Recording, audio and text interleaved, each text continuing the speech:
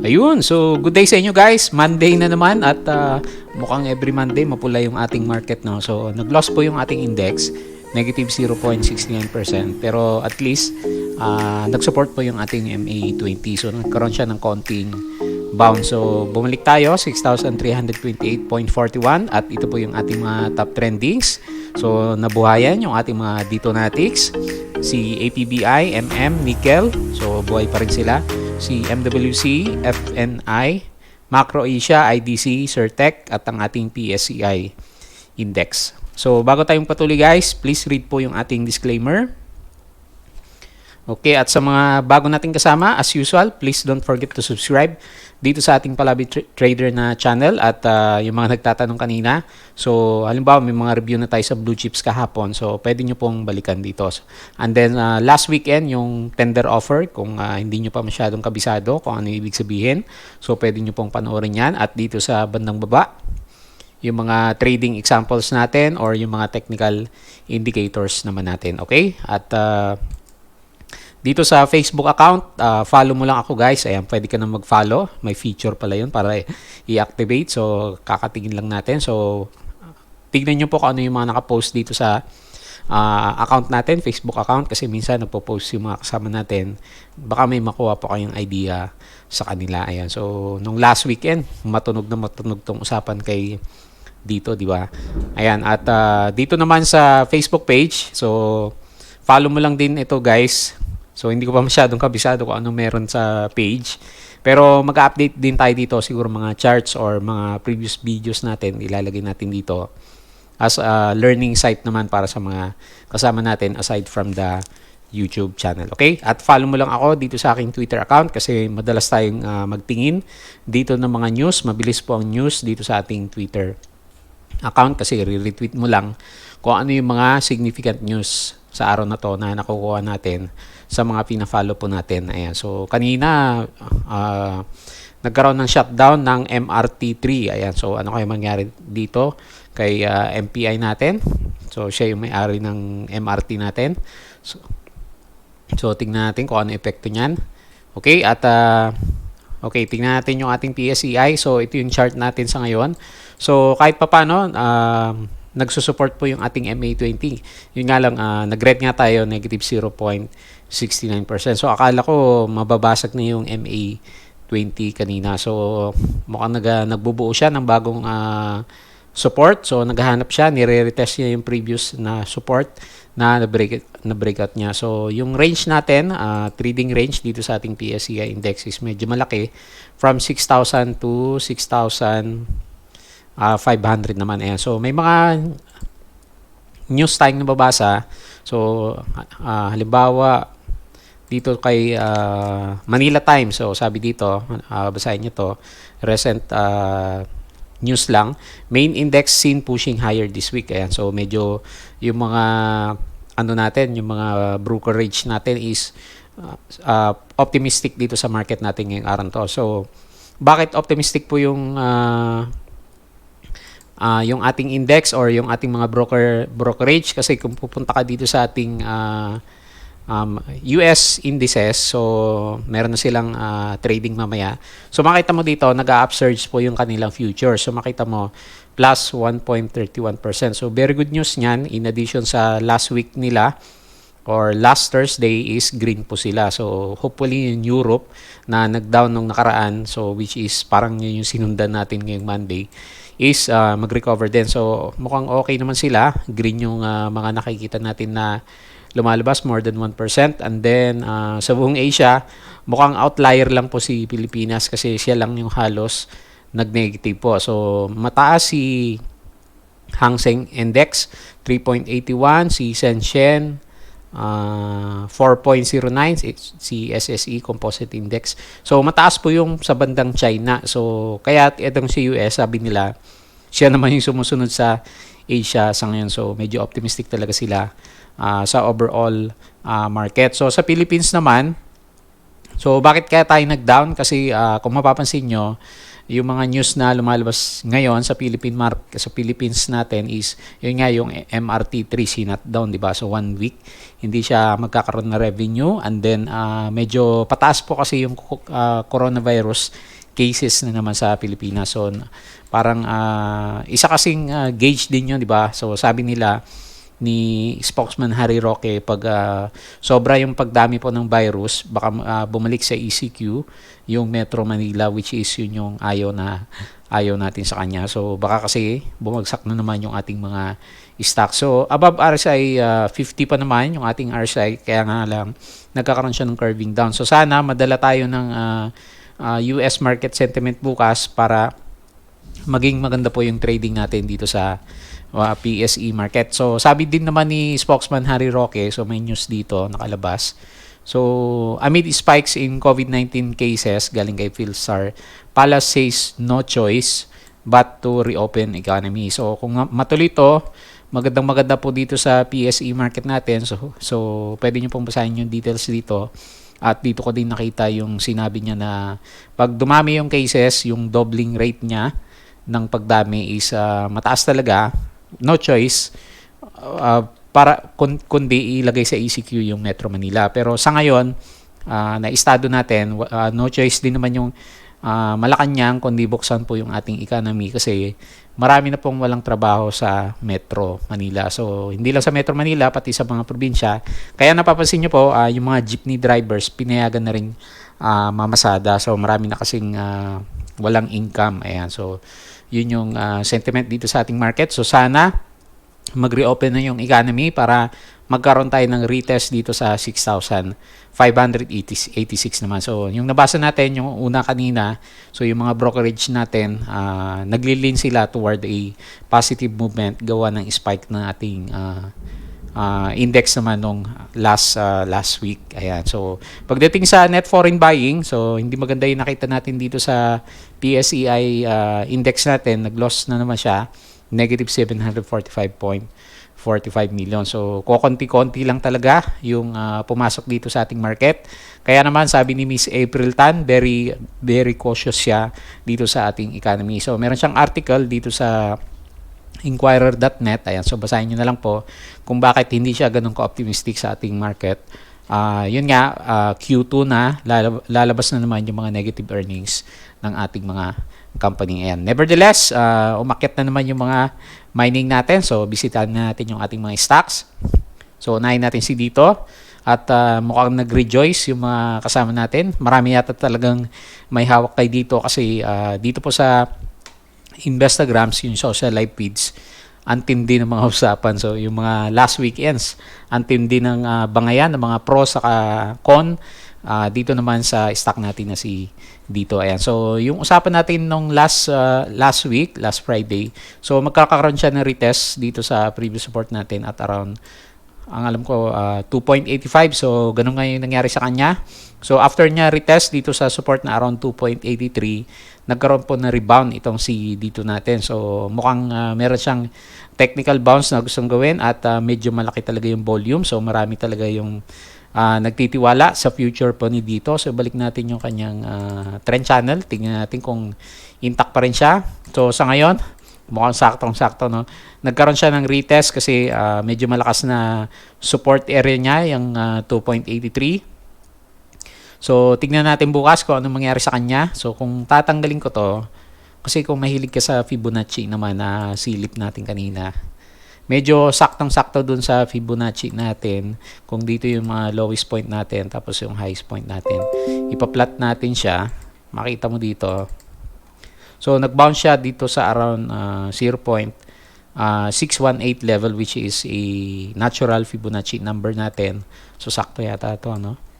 So, nagkaroon siya ng bounce dyan sa area na yan. Ayan. So, mukhang nagsama-sama kasi meron kang trend lines na nagsusupport, then meron kang horizontal line nagsusupport, and then yung Fibonacci. Kaya medyo malakas na technical bounce area itong 0.618 natin. So, umangat siya. Nag-bounce siya dito sa 3.04.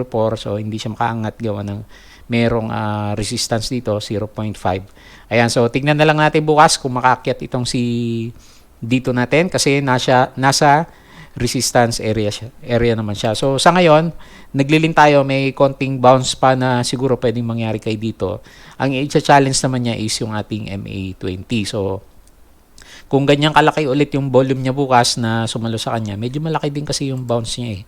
Kung titignan mo mula sa kanyang bottom area hanggang sa kanyang current price, umangat siya, no? Laki din, no? Halos 10% pala yung inakyat niya kung medyo nakasalo ka dito sa kanyang bottom area. So tingnan natin. So ang nakikita lang naman natin na magandang bounce area is pagdating dito. So meron siyang malaking dalawang volume na nagpaangat sa kanya, and then medyo dito nagkatakutan dito, no. Pero nasundan dito.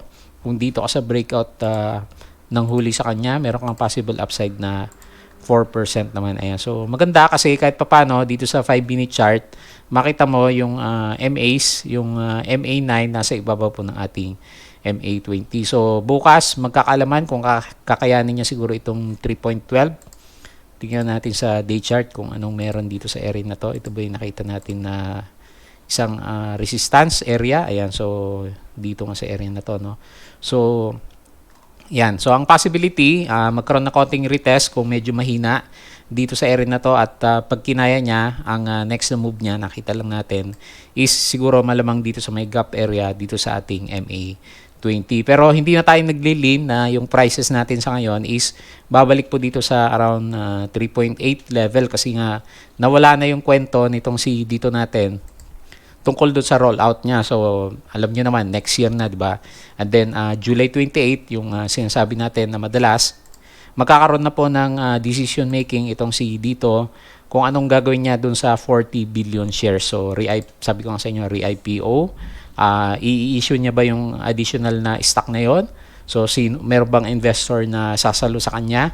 So yun yung mga tanong na masasagot pagdating po ng July 28. Ayan. So kaabang-abang yung pwedeng mangyari sa stock natin na si dito. So sana mag-hold itong support area natin na to, at kung hindi, babalik ka dito sa yung next support natin sa bandang baba is dito na sa around 2.4 naman. So kung ang mag-bounce siya, ang iniisip na lang natin is hanggang dito sa ating MA20, which is around 3.2. So hindi na po tayo naglilin na babalik dito kasi yung kwento medyo tapos na po sa immediate lang naman, sa time frame na ito. Ayan. So kung sakaling dumating na ulit yung news, roll out ulit siya, mabubuhay ulit yung kwento natin sa stock na si dito, at doon naman medyo mag-aakyatan na ulit yung kanyang prices. So kung kailan, yun ang hindi natin alam.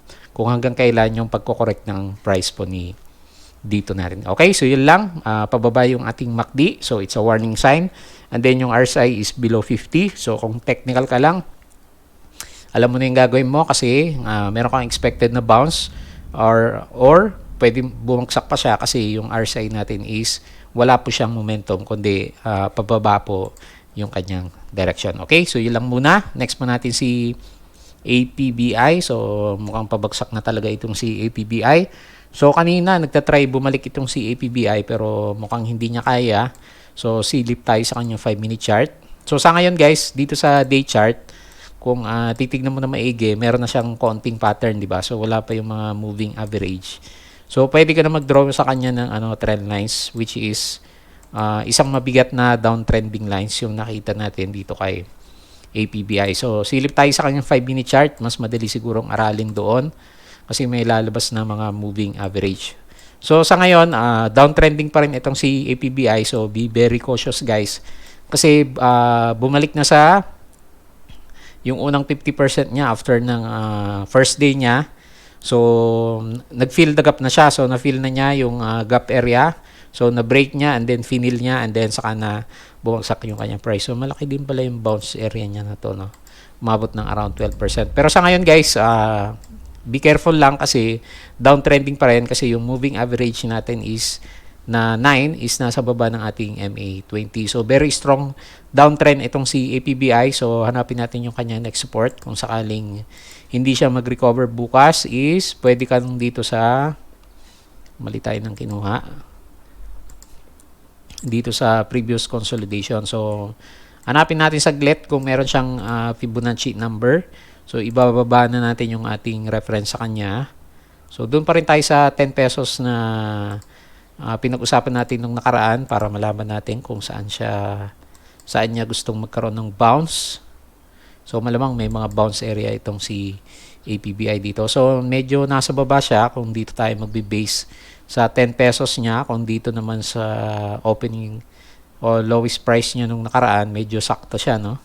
So, maganda gawing reference to kasi dito sa area na to, kaysa dito sa area na to kasi medyo nag-coincide po yung ating yung kanyang pinaka-bounce area dito sa area na to.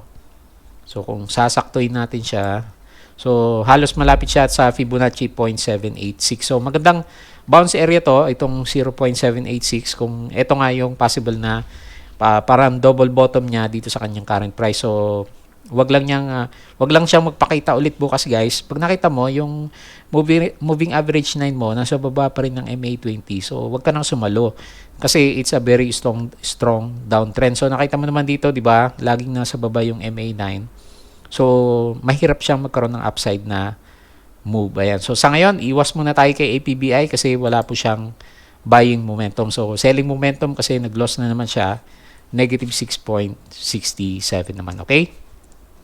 Punta tayo kay Merrimart. Ayun, so parehas pala yung chart niya dito sa 5 minutes. Silipin muna natin yung kanyang day chart para makita natin. So, balik natin yung kanyang 1 peso. Check natin din yung kanyang Fibonacci kung pwede pa rin siyang gawing reference. So, medyo downtrend talaga itong mga IPO stocks natin, no?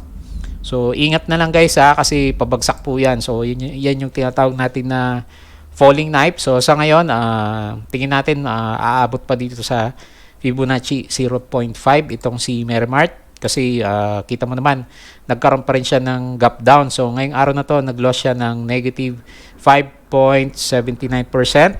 So, hindi po maganda. Ayun, so meron tayong kulog. So, makita mo naman, kumbaga sa parabolic, no? Parabolic po yung pagbagsak ng price ni Merrimart. So, ibig sabihin, ayaw po sa kanya ng mga traders. And then, yung ating volume is a selling volume. So, ingat na lang po. Wag muna kayong sasalo sa kanya kasi hindi pa siya yung malayo pa siya dito sa bounce area. So, pwedeng mag-abang tayo dito sa 0.5 for small bounce. Siguro kung sakaling magkaroon siya ng magandang candle dito or buying volume, may possible bounce ka na around 14%, which is very good na kung bounce lang yung hanap mo sa kanya. Pero sa ngayon, it's a falling knife itong si Merrimart natin. So, malinaw dito sa ating day chart. Hindi po siya magandang saluin. So, nag-loss siya, negative 5.79%. So, sana guys, dito sa area na to, nakapag-cut loss ka na kung dito sa around 4.5, dito sa 4.5 pesos ka nakasalo dito kay Merrimart naman. Okay? So, next po natin si Nickel, yung ating isa sa mga winners of the day. So, ito yung gustong-gusto natin sa isang charts, guys.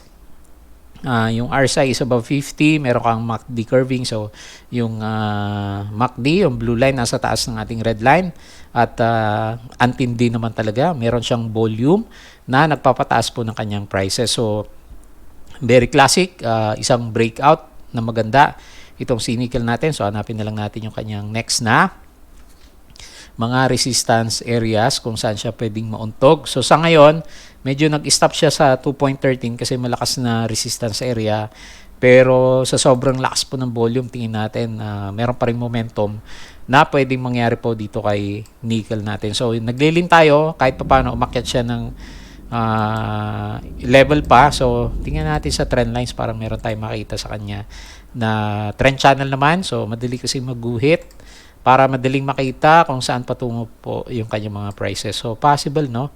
Possible i-hit pa niya yung 2.45 for the coming few days. So, kung malakas pa rin yung volume na yan, baka nga hindi na umabot sa around July 14 kung saan magdi-decide na naman kung ECQ o GCQ si Metro Manila. So, sana makarating siya dito sa area na to bago siya mag-decide kung magkaroon siya ng breakout. Pero sa ngayon, mukhang i-overbought na ni Nickel yung kanyang price kasi meron po siyang intention talaga gawa po ng malaking volume. Ayan. So, congrats po kung hawak mo kasi naglilin tayo, meron pa ring upward movement kay Nickel. So, nag-gain siya 6.5%.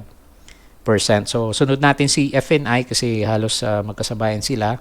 Para silang mining company at nakita mo naman mas malaki pa pala itong si nickel, no? 10.53%. So ang ganda ng galaw nitong si nickel. So kung medyo patient ka lang talaga, no?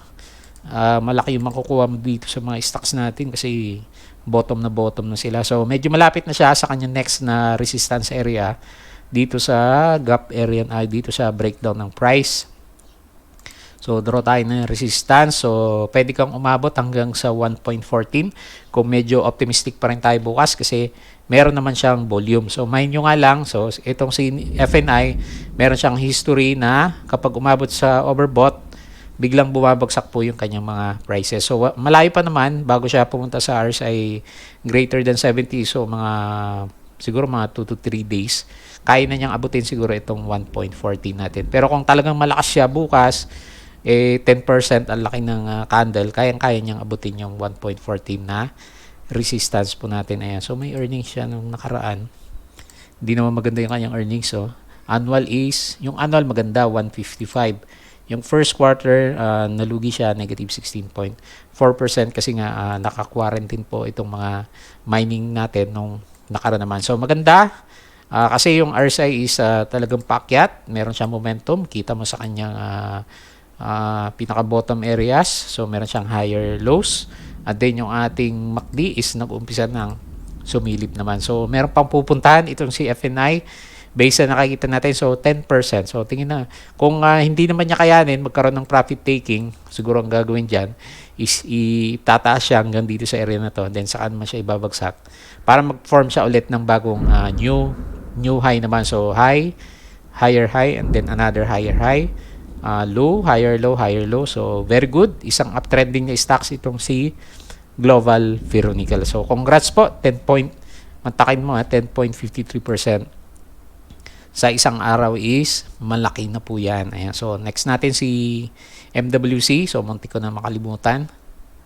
So, nagsisearch ako ng news kanina dito kay MWC kasi 'di ba ito yung pinaka-pick natin nung bumili si Enrique Rason, is umabot siya ng around, actually yung bili ni Enrique Rason is 13 pesos. Kaya nga nung nakaraan medyo nag-ano siya dito, nagkakaroon siya ng resistance sa around 13 pesos. Pero nagkaroon siya ng breakout. Ang maganda kasi sa mga breakout, sinasabay ng mga volume. So makita mo dito, 'di ba previously nagko-consolidate, halos basag-basag lang yung volume niya, minsan mataas, minsan mababa, hindi siya makapag-decide. And then dito sinabayan ng ilang araw dire-diretso na volume. So yan yung resulta niya, ang laki ng candle niya ngayong araw na to. So nag-gain po siya 8.65% at currently nandito siya sa kanya resistance area. So meron kayang kwento dito kay MWC kasi kung mabalita lang na under review na yung kanyang contract, talagang sisipa itong si MWC. Pero wala naman tayong nakita eh. So, ano kayang pwede nating tignan dito kay MWC? Ang layo na ng ng resistance area. So, medyo malakas na resistance yung current price at 8.65. So, kung aakyat siya, ito yung susunod niyang bubunuin sa around 14.94 naman. Ayan. So, yun yung pwede niyang puntahan. So, drawing tayo ng trend lines. Baka meron tayong makita kung saan papunta. Ang tagal na pala na uptrend nitong si MWC. Yan nga lang, medyo maliit yung kanyang trading channel nung nakaraan. So, nagkaroon siya ng breakdown and then medyo paunti-unti umakyat yung kanyang price. So, sana bukas, kung babagsak man yung price ni MWC, kasi medyo overextended yung kanyang candle, magkaroon lang na retest dito sa baba ng ating trend lines. So, although established na new higher high na siya sa kanyang uptrending stocks, so sana mag-support siya dito sa bandang baba, dito sa area lang na to, para magkaroon pa siya ng breakout dito sa medyo malakas na resistance naman. So medyo maraming naipit dito nung nakaraan, nakita mo naman yung volume, biglang nagkaroon ng drop down. So may mga nag-aabang dyan para makalabas sa kanya. So bukas malalaman natin kung kaya niyang i-break yung current resistance na 14.82. Ayun, so yun lang napansin natin, yung ating RSI is nasa overbought level na lang. Ayan. So watch out na lang kung hindi ka pa nakasakay sa kanya kasi medyo overbought na po yung ating signal.